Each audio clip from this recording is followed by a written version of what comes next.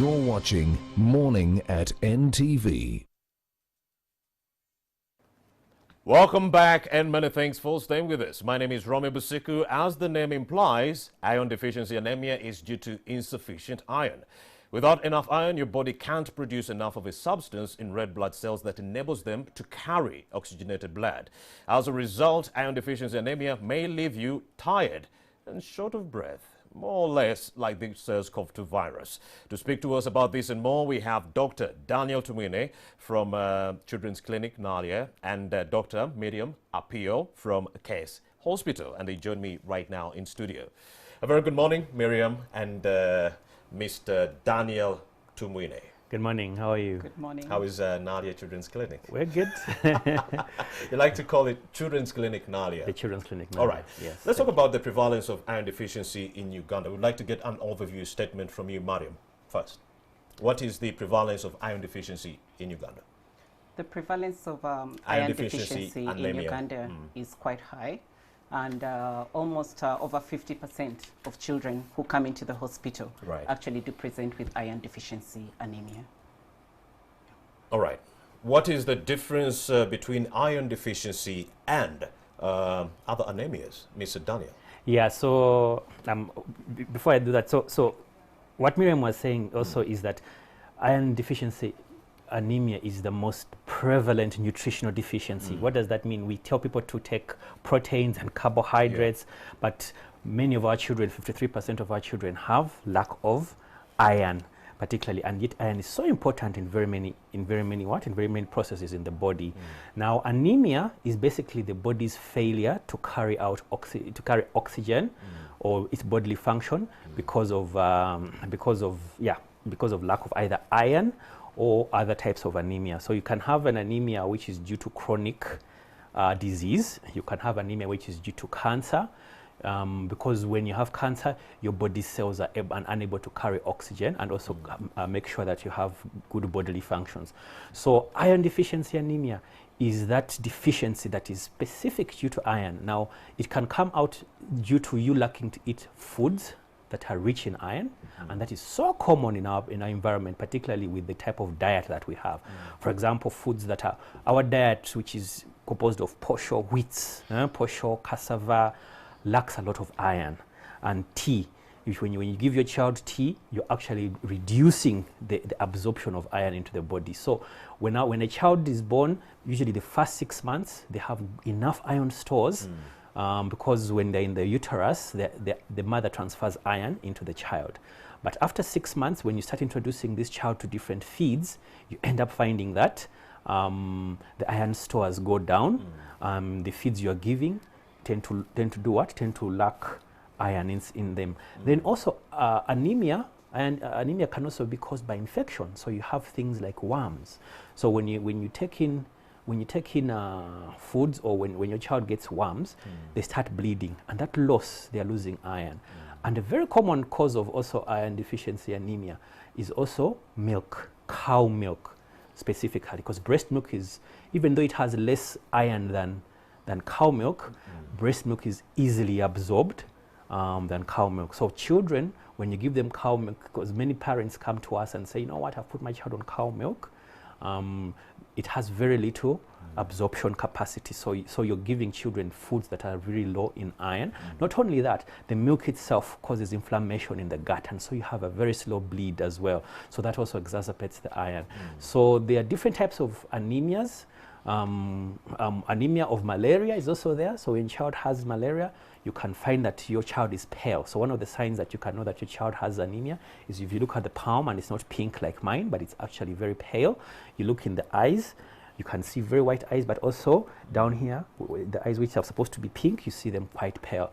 And usually children tend to breathe quite fast, especially on the level of anemia that they have. So anemia is a very, very common, very, very little talked about condition. And the nutrition around it can impact infections and disease in children. So too little iron is very bad, can affect the immune system. It can even affect your child's intelligence, your IQ, your cognition, your growth, your immune system. So children who have less iron tend to fall sick almost all the time. Too much iron is also bad. So maybe we'll have a conversation about that later. But if you're just saying, okay, now that my child might have little iron, let me go and get what? Supplements. That is also can be a bad thing, unless specifically your doctor requests for them. All right, Mariam will get us into that. Mariam Apio, help us understand what are some of those foods that are rich in iron and what are the implications of too much iron in the body. So iron basically is very high in foods like meats, fish, poultry. And the kind of iron that is in these foods is basically called heme iron. Why is it called heme iron? It is very easily absorbed by the gut. On the other hand, foods like vegetables, the greens, the green leafy vegetables, spinach, nakati, dodo, they also have some quantities of iron. And the iron that they have basically is called non-heme. It's not as absorbable as the iron that you find in the meats. Now, the other foods like the cereals do have some iron too. The only difference is that despite the iron that these foods have, a lot of times they also have some contents of what we call phytates or inhibitors of iron absorption. And as a result, you find that sometimes mothers will come to the hospital. They will tell you that, well, I'm giving my child maybe millet porridge because it's red, or I'm giving my child a beetroot because it's red in color, with the belief that when the color is red, then perhaps you're giving something that contains iron, which is relatively not true because the quantities of iron in these foods are actually quite low. Maybe what I could add on to what Daniel was saying is that initially, most mothers who come to the hospital during antenatal, when they get pregnant, are actually supplemented with iron. Why? Because at the end of the day, you want to make sure that when babies are born, they have enough quantities of iron stored. Iron is usually transferred to the baby around the 3rd trimester of birth. That is towards the last days of pregnancy, the last 3 months of pregnancy. And when this iron is stored and transferred to the baby, it's usually enough for the baby until about 6 months of life. Breast milk does contain iron, and breast milk will progressively result into more transfer to baby of iron, but by about 9 months, the iron stores of baby may not be adequate to sustain baby. Now, in circumstances where baby has not been breastfed, then right there are your challenges. What options do you have to ensure that that baby has adequate iron? Of course, the recommendation is that babies should take iron in the first 6 months of, they should take breast milk in the first 6 months and then get introduced into complementary feeds. What feeds are you giving baby to ensure that the level of iron is sustained throughout? It's advisable, if you can, that babies do get some poultry, like some chicken, they get some meats, they get some vegetables, in order to make sure that their iron levels are sustained even after 6 months when they have continued on other foods. And Miriam, how do you address myths on iron-rich foods, such as eating lots of spinach daily? Now, as I said before, spinach does have some quantity of iron. It's a vegetable, and it does have some quantity of iron. The difference is the amount of iron in spinach is not necessarily as high as the amount of iron in the meats, you know?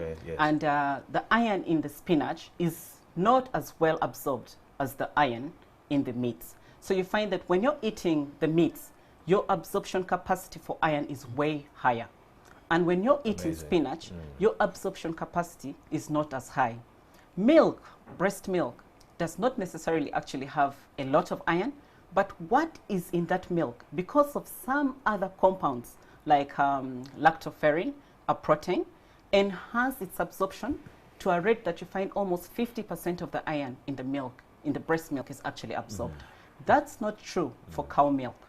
Cow milk does contain lactoferrin, but not in sufficient quantities, not in the same quantities as breast milk. And because of that, you find that the iron in cow milk is not as well absorbed as the iron in breast milk. And also calcium in cow milk sometimes inhibits absorption of iron.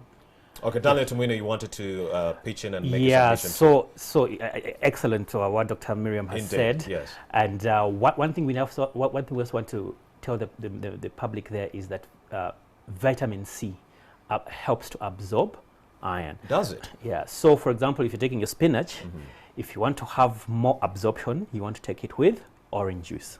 Okay. So fruits which have vitamin C usually tend to to assist the absorption of iron, because iron goes with so many other microcomponents. So vitamin C is actually almost like it's an enhancer of absorption, and so you really want to make sure that your children are taking orange juice. So for example, if the doctor ever asks you to take, say, iron supplements, they always tell you don't take it with water, don't take it with milk, always take it with orange juice. Right. So make sure that the meats tend to be very good, have a lot of iron. The cow milk has, as Miriam has said, has high iron in itself, but at the end of the day, if your child is taking it, they'll end up having chronic anemia. So what you want to be doing is enhancing those things that also assist. You don't want to be taking tea for your children, because they actually decrease the absorption of iron. Let's talk about how best our parents can prevent iron deficiency or anemia. Prevention of iron deficiency is really multi-sectoral. Go ahead. So right from the president to the pantry, from the kitchen, from the cabinet to the kitchen. I'd like to hear it. Yeah. So there's of course the most important thing is that we need to address cultural beliefs about iron, about foods.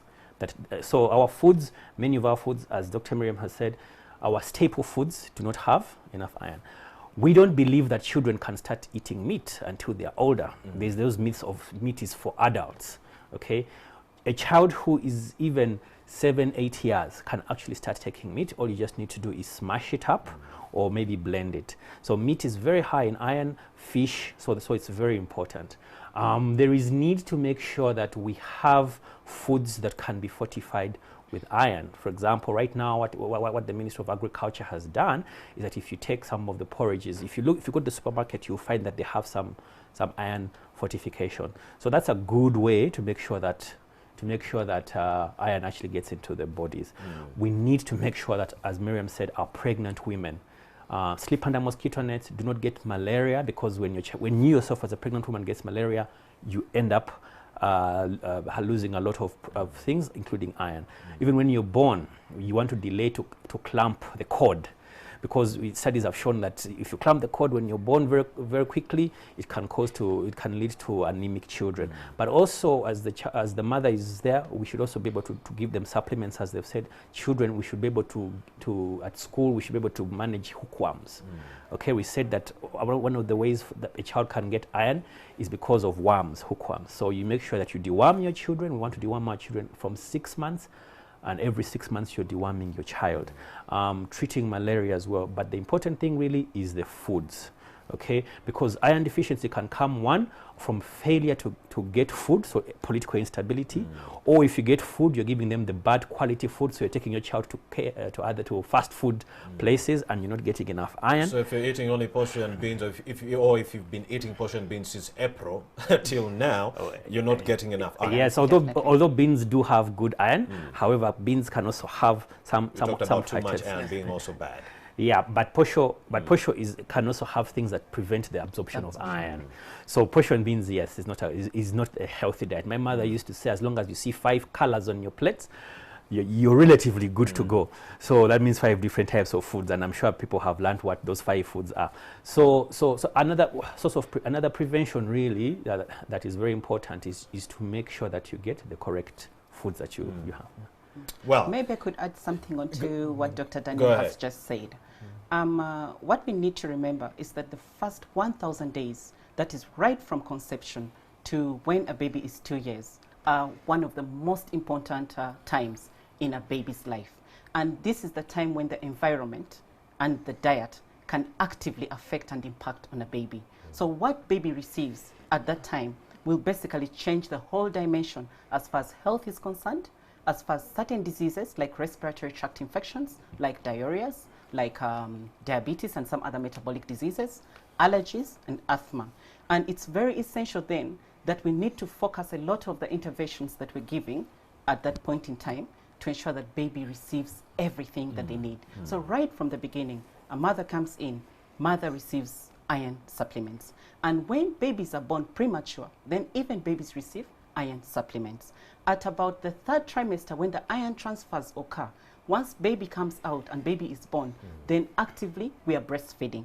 And when breastfeeding happens until 6 months of age, Then when we complement, we are complementing with the right foods. We advise mothers that they should be eating vegetables, but we also advise babies to make sure that they're eating adequate vegetables. So right from 6 months, mothers should be able to introduce some of these foods that are rich in iron. The fish, the liver, the poultry, the vegetables, such that babies actually adequately have iron. What we notice in the hospital is that at about 9 months of age, almost every 2 babies who come, one will have iron deficiency anemia. That's why we were talking about a prevalence of about 50 or over 50%. And this iron deficiency, by the time it shows in a complete blood count as an HB that is low, is because for some time, baby has actually been deficient in iron. And so it's not really telling you what you're seeing at that point. It's telling you that for months before that, baby has already been deficient. And of course, it could be because of worms.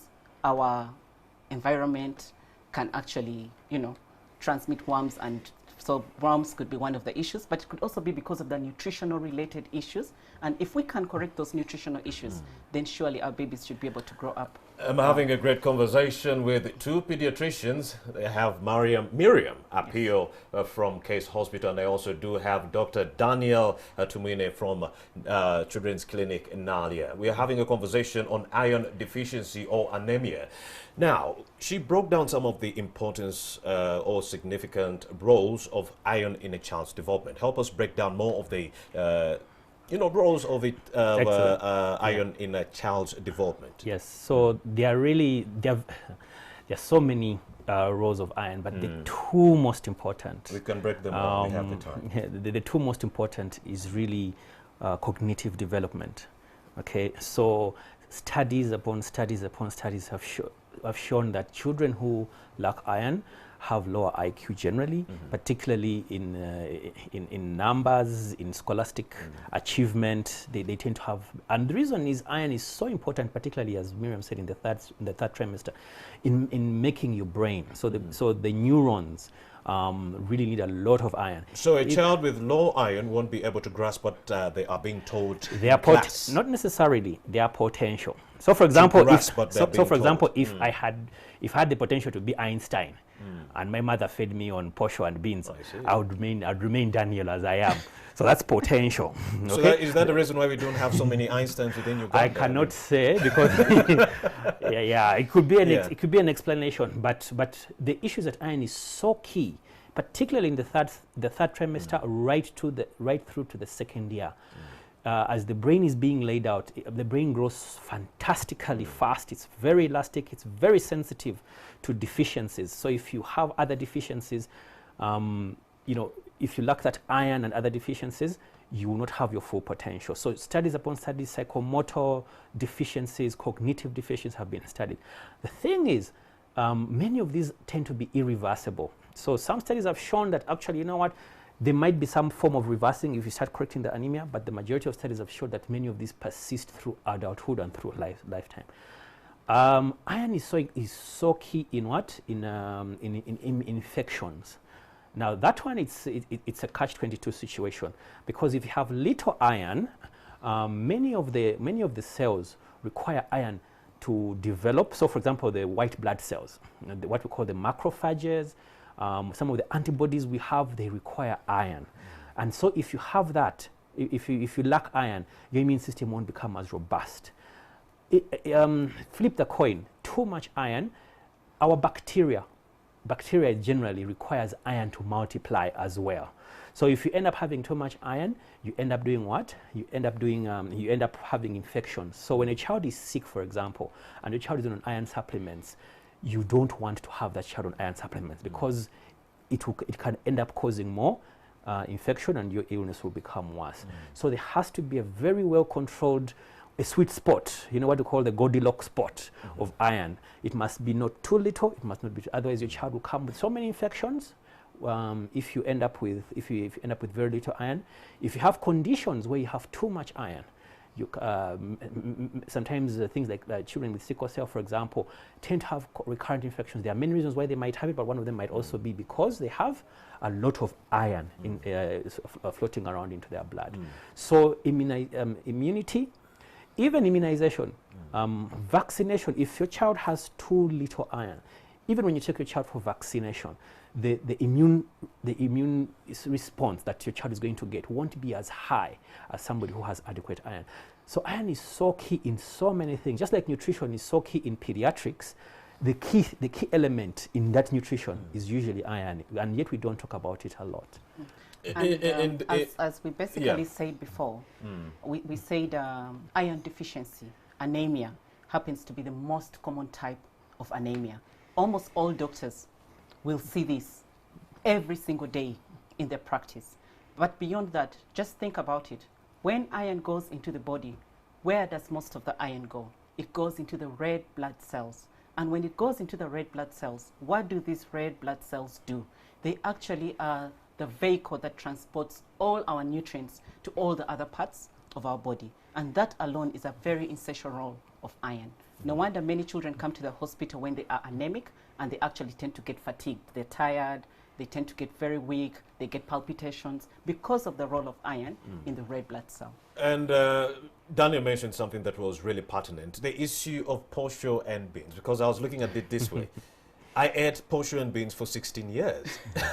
Many Ugandans in this country have had to eat posho for 16 years, straight from nursery school. So shouldn't we be having a discussion on the availability, maybe in schools, of other foods to help our students increase their cognitive abilities to be able to grasp what they're being taught in class, especially now that schools are reopening on the 20th of September? Don't you think this should be a subject that government should be considering? Yes, it should. But of course, they will say, you know what, we live in a place. Yes, we live in a place where we can't afford meat for your lunch. So that is why one of the solutions, as I said, for prevent is to do fortification. So, for example, let me give an example. So, cooking oil is usually fortified with vitamin A. Okay, salt is fortified with iodine. So when you're taking salt, something natural, you are adding another essential nutrient. So right now there are companies which are fortifying some of their posho, some of their flour with what? With iron. However, of course, some studies have shown that actually if you over fortify, so I was reading this morning studies where the iron is too much even in the wheat, and that can also cause issues. Remember, there must be a sweet spot of what is the essential iron that you require. So making sure that your children, and the most important part of where we require iron is usually from 6 months to around 5 years, because the iron need is so much, because the child is growing so quickly. And so if we can make sure that your children are actually having iron at that particular time, then the effects of the brain, we talked about the effect on the immune system, tends to do what? Tends to last for a very, very long time. So that's the most important time for intervention for iron deficiency. So for the officials of the National COVID-19 Task Force, if you're watching, yes, as we think about reopening schools on the 20th of September, I've also had there are some issues of curriculum changes to match the new modern day, but then also the issue of diet. Yes, it's one thing to teach a student, and it's another for that student to grasp what they are being taught within class. So that is really, really important. Can we have substitutions to the posho and beans so that we can increase the cognitive abilities of our students within this education system? We are going to take a very short break and return with this same conversation after this breather. We'll be right back. You're watching Morning at NTV. Welcome back to Morning at NTV, and many thanks for staying with us. My name is Romeo Busiku, and I'm having two pediatricians. One is from the Children's Clinic in Nalia, Dr. Daniel Tumwine, and I also have another pediatrician from Case Hospital, Dr. Mariam Apio, and they're both here in studio. We were talking about iron deficiency, yes, and the effects on children, what foods are rich in iron and which foods do not absorb iron readily, and what parents need to know about supplementing with iron, with giving it to your children, what you need to do and what you need not to be doing in that regard. But what about COVID-19? What are some of the effects it has had on our children? Remember, these are pediatricians. They work with children, so they've been able to interact with some of the children at their respective hospitals. So what were the patients saying? What are the issues that the children are talking about? In this pandemic, we've been talking about the elderly, the big people. But what about the children? How have they been grappling this psychosocial or psychological effect of this pandemic? What is the magnitude of that, and a lot more? Let's start with that, with you, Daniel Tumwine. Yes, the effects of the COVID-19 pandemic on our children. But before we do that, I understand Apio, Marima Apio is giving me the side look. She wanted to, she wanted to talk about iron a little bit more on the issue of the relationship between iron absorption and intestinal microbiota and prebiotics. First of all, what are prebiotics? Thank you very much. I'm very happy that we've gotten back to the topic of iron. Indeed. Go ahead. And one of the key things I can say about prebiotics, there's something called prebiotics and something called probiotics. All right. Prebiotics are substrates. They are fiber substrates. They have very long names, something like oligo, fructosaccharides. All right. And these prebiotics or fiber basically can be taken into the human body. They can be eaten. And when they're eaten, they go into the gut. When they go into the gut, then they help improve and encourage the gut to grow the right kind of bacteria, the kind of bacteria that are supposed to be in the gut. Bacteria like bifidobacillus and lactobacillus. Now, breastfed babies generally tend to develop this kind of bacteria. They're ideal, and they're the ones that encourage or enhance absorption of things like iron, but also encourage a good environment in the stomach. On the other hand, when babies are fed other forms of foods, for example, cow milk, then it's notable that the kind of bacteria that develops in the stomach is not necessarily the bifidobacteria or the lactobacillus, but more of the bacteria that are harmful to them, the pathogenic bacteria, or what we call bad germs. So cow milk is harmful to children? To a large extent, yes, because when you look at cow milk and you look at the composition of cow milk, they are quite different from the composition of human milk. Right. Breast milk, for example, has 80% or up to 80% whey protein, or a protein called whey, and about 20% or 30% casein, while cow milk has up to 80% casein.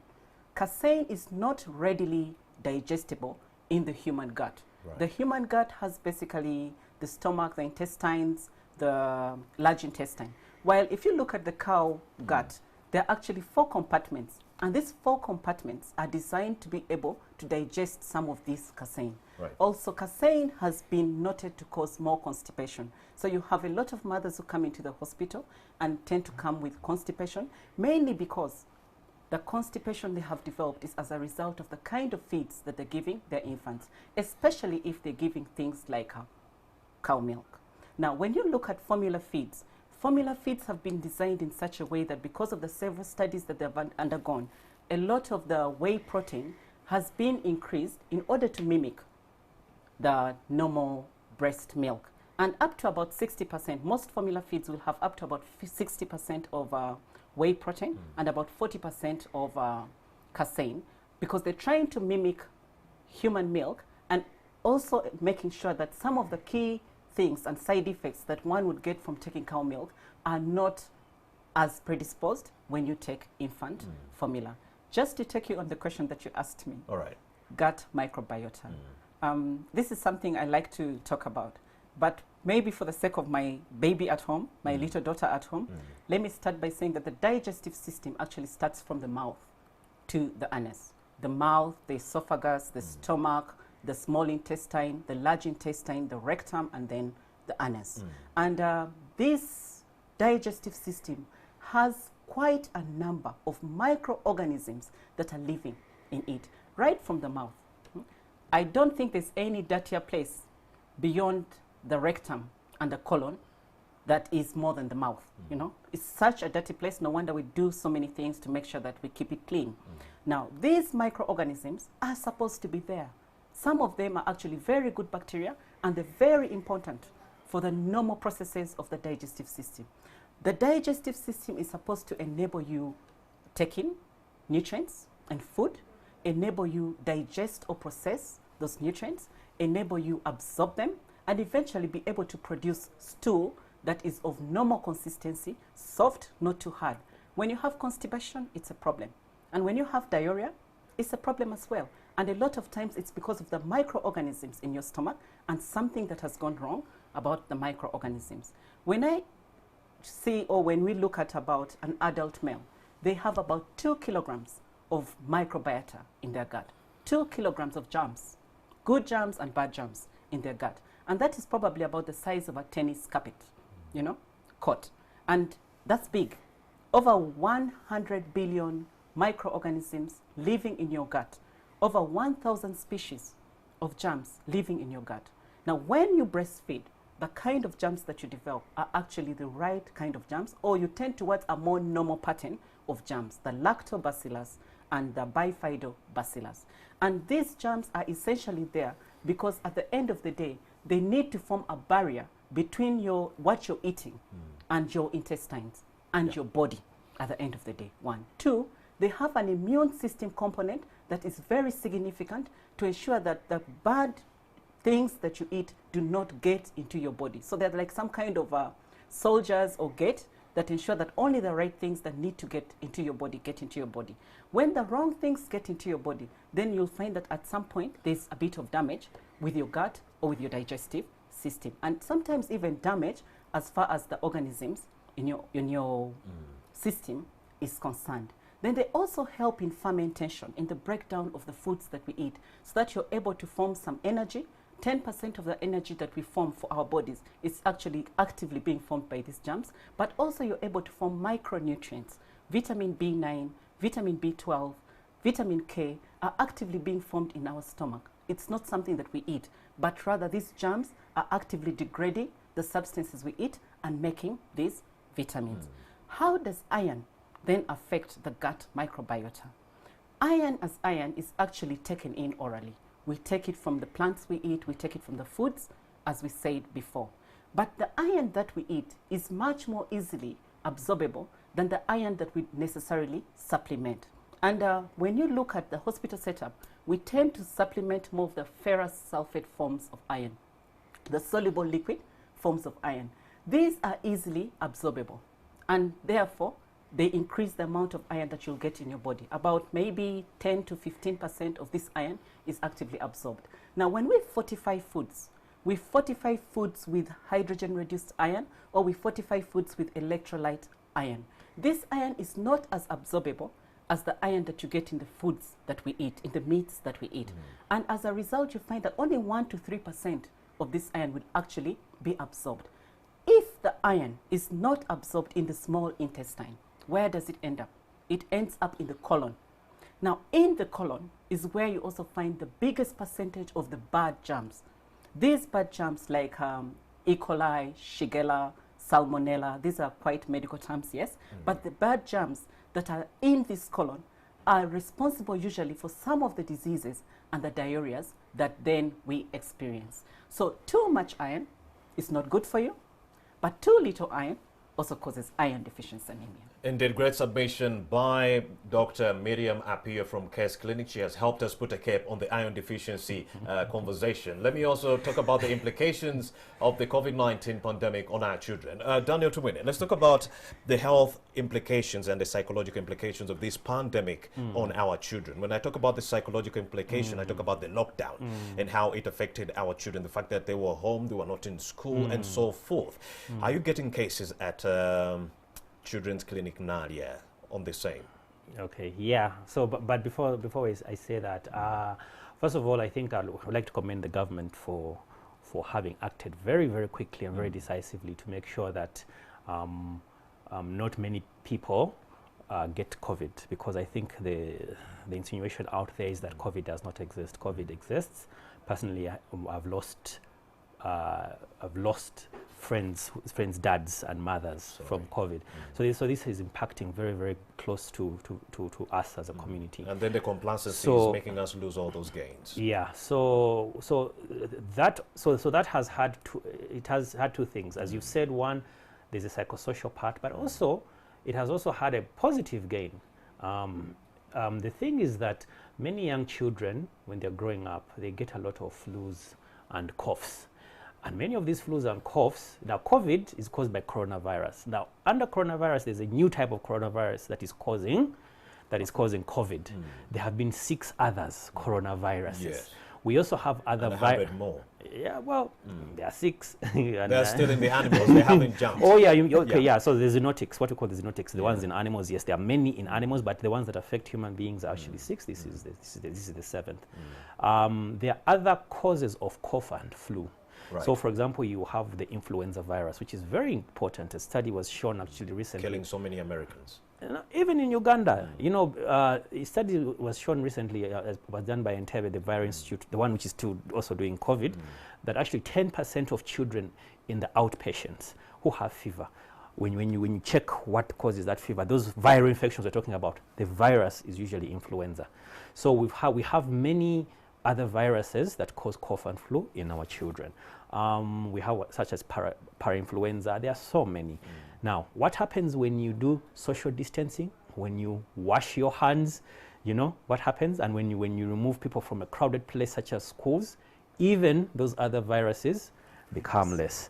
So what we are finding in our health centers, particularly in the pediatric places, is that now we no longer have very many coughs and flus. Even the pneumonias have also gone down. So that's a plus.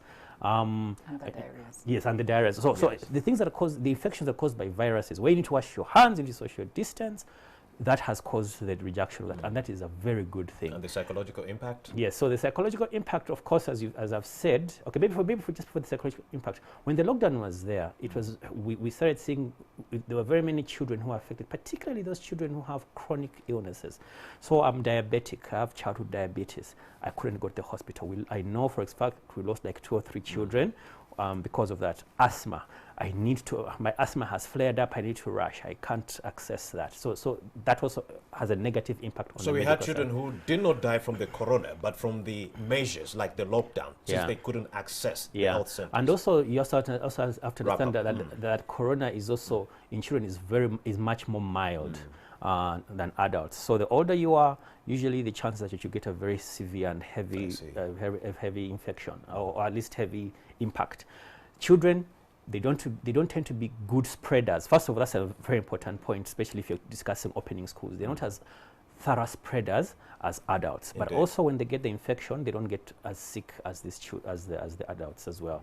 Now, psychosocially, of course, children being at home, are not going to school, being limited to play. Children need to play to be able to develop their minds and to be able to develop their bodies.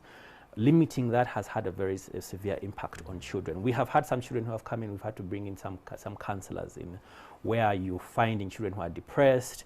Of course, I know that out of Kampala, you tend to have children who, because they are in the household with their uncles and everything, they tend to be sexually abused. So sexual violence in children has also increased. So those are the main negative impacts of coronavirus. Dr. Daniel Tumwine is a pediatrician from Children's Clinic Nalia, and also another pediatrician from Case Hospital, Dr.